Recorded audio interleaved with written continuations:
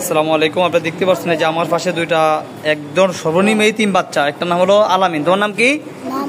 মোহাম্মদ আল আমিন। বাবা নেই, ওর মা একদম ফ্রি, মানে মানুষের বাড়িতে কাজ কাম করে খায়। আমরা একদম সম্পূর্ণ ফ্রি করে দিচ্ছি, কোনো বেতন নেই না, একবারে অসহায় এতিম। এই যে তোমার নাম কি? শফিকুল ইসলাম। এই শফিকুল ইসলাম, ওরও বাবা নাই, একবারে এতিম, একবারে সম্পূর্ণ ফ্রি, আমরা ফ্রি করে দিছি। তো আপনারা জানেন যে আমাদের এখানে তো একবারে সম্পূর্ণ সব এতিম। এই যে অসহায় যে একটা আছে একবারে এতিম, মানে এতিম। তোর নাম কি? মোহাম্মদ সিয়াম। তো এরকম আমাদের এখানে একবারে আপনারা জানেন যে এতিম অসহায় বাচ্চা, যে আপনারা জানেন যে আমাদের এখানে একবারে এতিম অসহায় বাচ্চারে পড়াশোনা করে হাফেজ হইতেছে। বাচ্চাদের খানা থাকা তো একবারে জামা কাপড় সরকার দেওয়া, আপনাদের দান সহায়দান উছিলায়।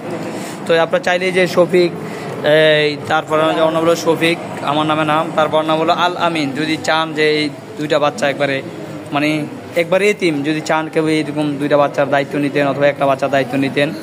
তো আপনারা জানেন একটা বাচ্চার খরচ বর্তমান তো দ্রব্যমূল্যে বাজার খরচ তো হলো 3,500 টাকা করে ধরো। আপনি চাইলে হয়তো কম বেশি দিতে পারেন আলোচনা সাপেক্ষে।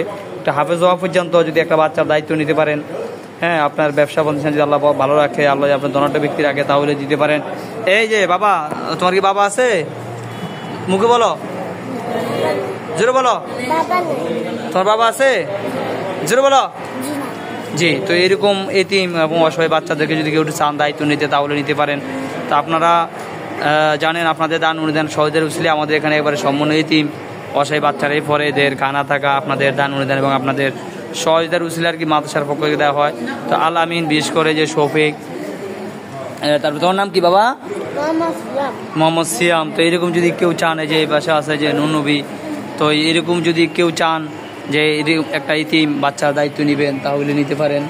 হ্যাঁ, আমাদের এখানে তো একবারে সম্পূর্ণ ইতিম অসহায় বাচ্চার পর আপনাদের দান অনুদান এবং সহায়তার উছিলেই।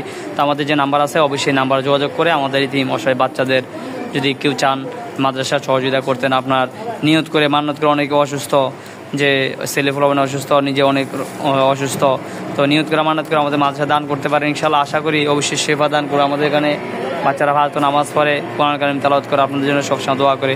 অবশ্যই চাইলে আমাদের মাদ্রাসায় যোগাযোগ করবেন এবং দান সদকা করতে পারেন, জাকাত, ফিতরা, মান্নত সব কিছু আপনি এতিমখানা লিল্লাহ বলে দান করতে পারেন। ঠিক আছে, ভালো থাকে। আসসালামু আলাইকুম।